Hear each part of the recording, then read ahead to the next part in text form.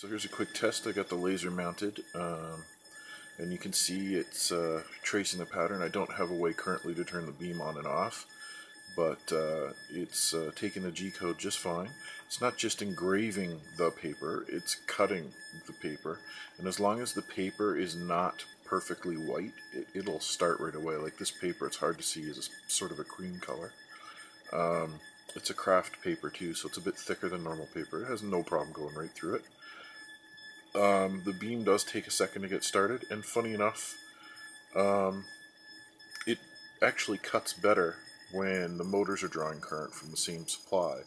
So it seems to be a pulsing effect that's caused by the motors moving, makes this beam cut better. It's funny. Anyhow, I'm sure I'll figure out that later when I put a meter on it. The laser doesn't get very hot because my custom heatsink seems to be just enough with passive cooling, but as you can see here, it's cutting just fine. The circle on the far right, it took about 2 or 3 millimeters to start cutting, but if I were to run the G-code a second time, it would do it. The head lifting up and moving over to start extra parts of the cut doesn't do squat.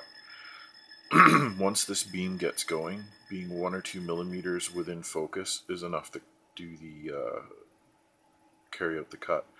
Although the center of those holes is not present like it is on the foam, because that path was originally meant to be an outside path for an end mill. But anyhow, beam on, and thanks for watching.